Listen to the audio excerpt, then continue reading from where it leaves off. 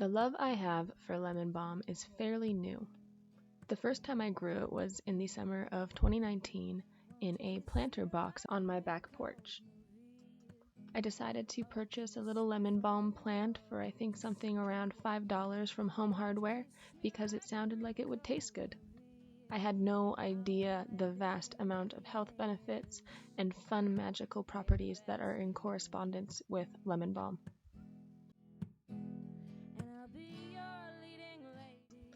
Fast forward an entire year and here I am blessed with these 5 massive lemon balm plants and a newfound deep appreciation and understanding of lemon balm as a medicine, and of course a newfound respect for all of the different ways to eat it, consume it, use it, and enjoy it. In this video, I'll walk you through how I harvest lemon balm, a few of the different ways I personally use the plant, as well as its medicinal and therapeutic properties.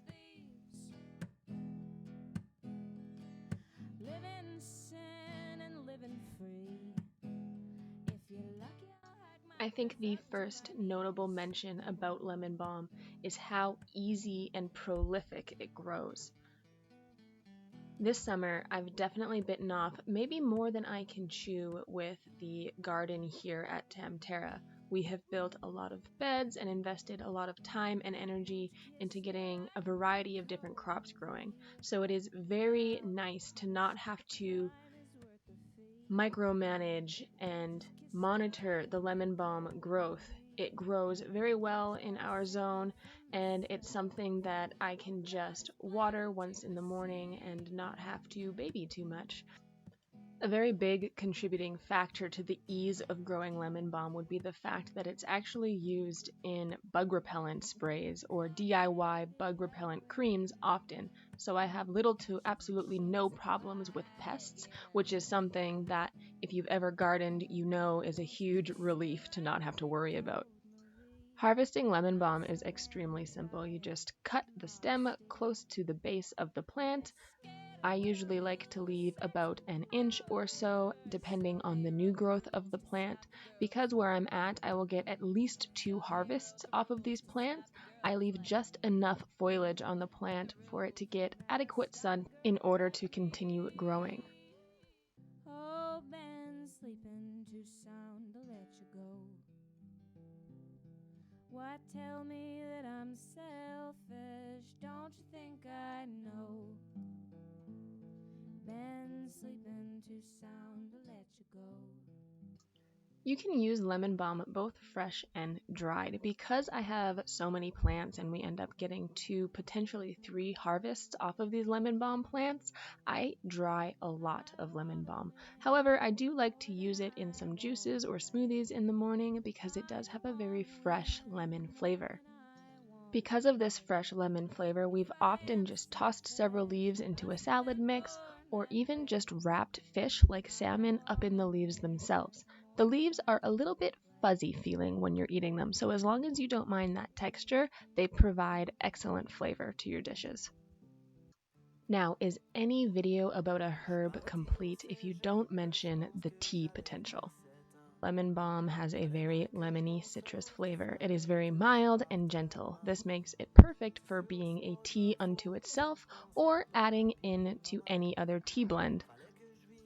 Fresh leaves or dry leaves work wonderfully for tea, and it is entirely your preference. But because it is the hot summer months, I do like to go outside, pluck a few fresh leaves, toss it into a sun tea, wait for it to steep, and then put it over ice. J'écouterai mon cœur, ça c'est sûr évidemment. Un jour je reviendrai pour m'ancrer les 2 pieds sur la terre de mon grand-père où ma mémoire s'est allongée. Arrivé à Montréal, je me sentais souvent pacté. Je me suis fait la vie dure, peut-être que j'étais un peu coincé. J'ai cherché des réponses au travers de ta vie, la trouver. Mais tu sais, plus c'est grand, plus c'est compliqué à trouver. Si j'exauçais ma prière, je partirais sur le champ, j'écouterais mon hiver, je regarderais mon enfant, Je ne mettrai pas la faute sur une chanson qui s'éteint, mais j'écouterai mon cœur. Ça c'est sûr, évidemment, un jour je reviens. Now, it comes as no surprise that lemon balm, with its light flavor of lemon citrus goodness, is very versatile when it comes to cooking and preparing food or teas. However, where lemon balm gets really exciting is its medicinal properties. Lemon balm's medicinal properties truly shine when you start to look at lemon balm in skincare.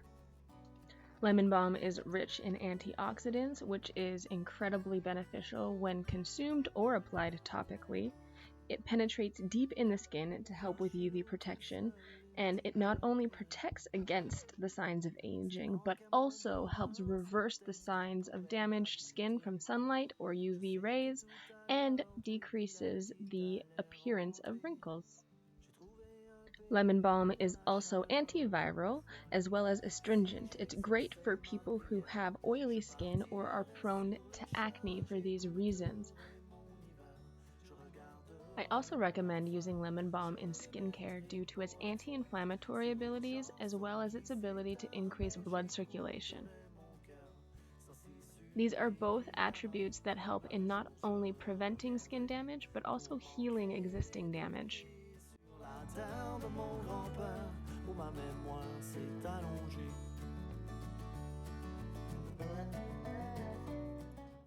It's important that we highlight lemon balm's anti-inflammatory abilities.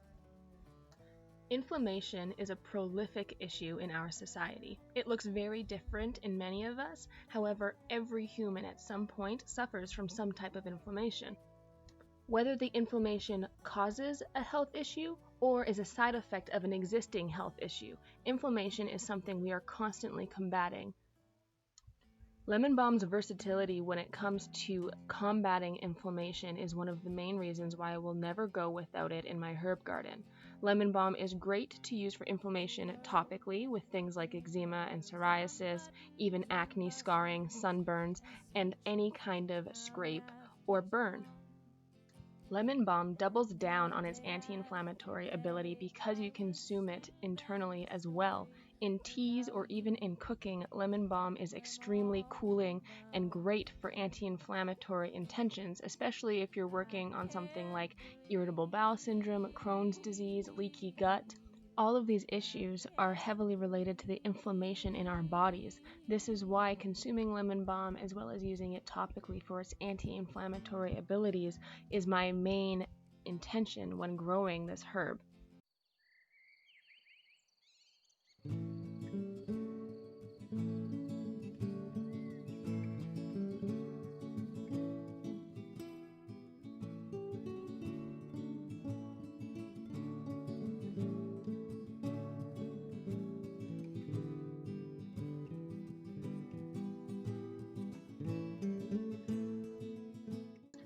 After putting so much time, love, and care into a garden bed, it can be a little shocking to look at it after you harvest. But I assure you that I left just enough greenery on both the oregano and lemon balm plants that you see here to guarantee a full second harvest. We are now on to the processing. Like I've mentioned in my previous vlogs of tamTERRA, our greenhouse is partially still under construction and the herb apothecary processing shed is not yet complete. So I am currently doing all of the herbal processing in the very hot greenhouse.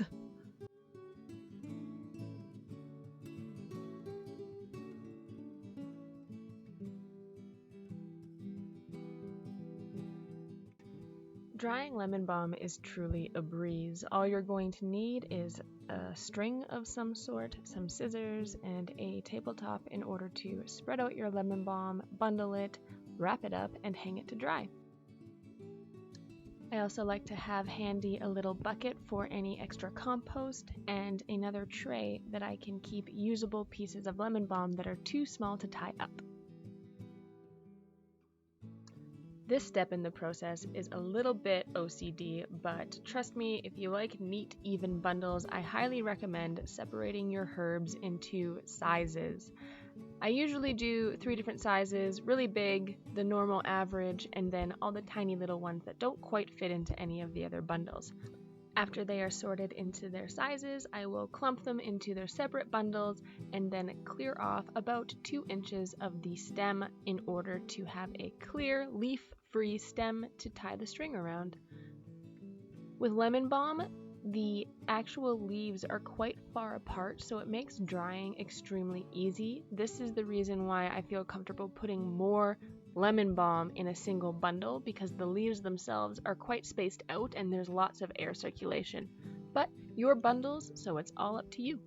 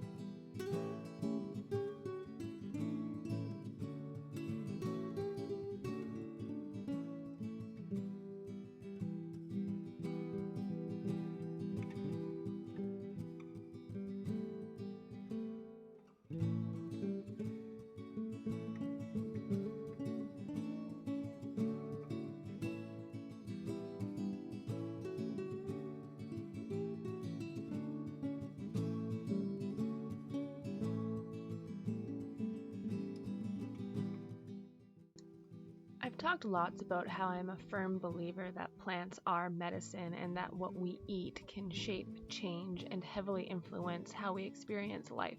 And I still stand by that, especially when you start looking at the energetic properties of the plants that you're working with. This is not a new concept. Herbalism has bridged the gap between the physical health benefits of plants and foods and the metaphysical, more spiritual aspects of these beautiful natural tools that we are so abundantly blessed with. The wives' tales and the folklore behind plants and herbs, the stories and histories and roles that plants play in mankind's development is always some of the most interesting and inspiring aspects of growing plants for me.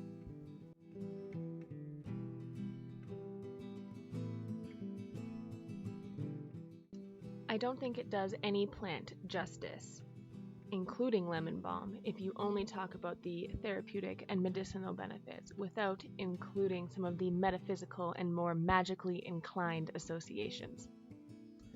Earth-based religions have been turning to things like plant spirits for years, longer than years, generations, millennia. As long as we have sought out something larger than ourselves, we have found comfort and reasoning and stories and calming, supporting energy and guidance in nature.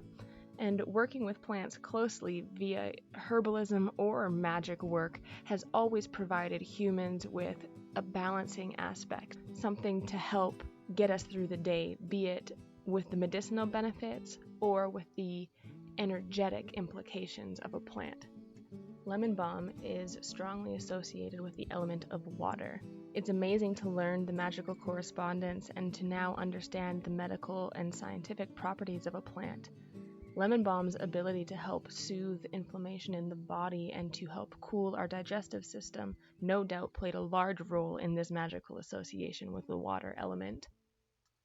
Lemon balm is also associated with youth and longevity, and again, this is so applicable because it has anti-wrinkle and anti-aging benefits.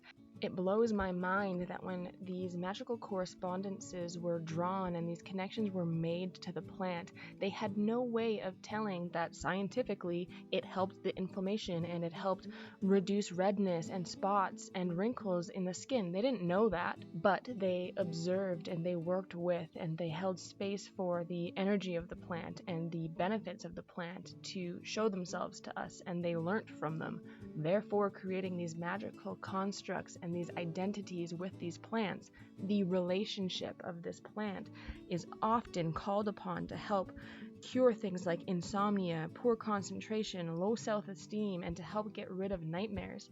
It is a calming, vibrant, and youthful cleansing agent used in magic.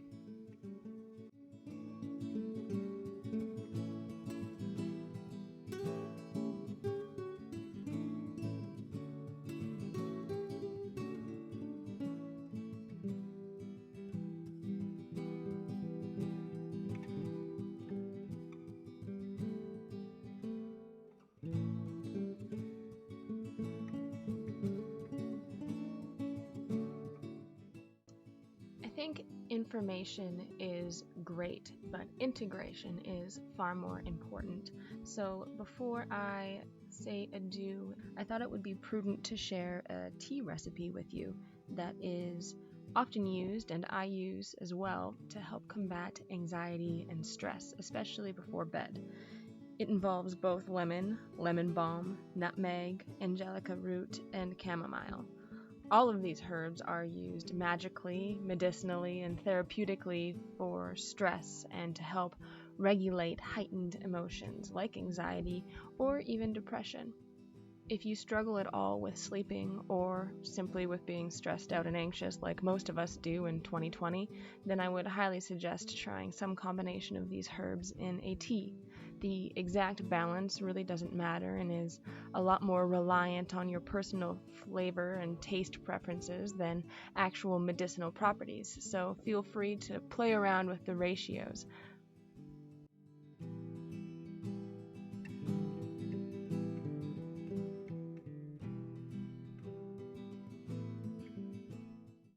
Because I work outside in the sunshine and garden often, I get scrapes, cuts, minor burns, and all around play pretty hard outside. So I often infuse lemon balm, lavender, cannabis, and sometimes chamomile into coconut oil. I don't do anything fancy other than put it all in a pot and allow it to simmer very low for a long time. The key is not to boil it too hot so that you don't burn off all of the useful flavonoids and all of the medicinal benefits of the herb. And if you use hard coconut oil, then it will reharden after you're finished and you can simply rub it on whenever you feel like it. Whenever I'm working with herbs, unless if I'm trying to get a very specific result, I don't really use specific measurements.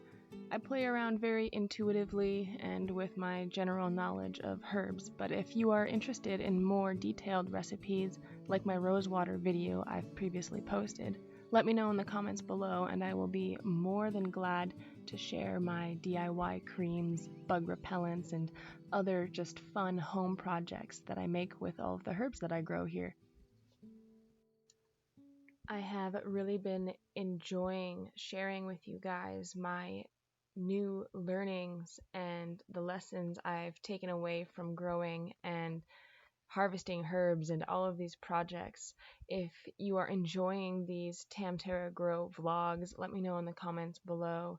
Please remember to subscribe and like this video, and I will see you all next time. Have a fantastic day. Remember, you're a badass and that you can do absolutely anything.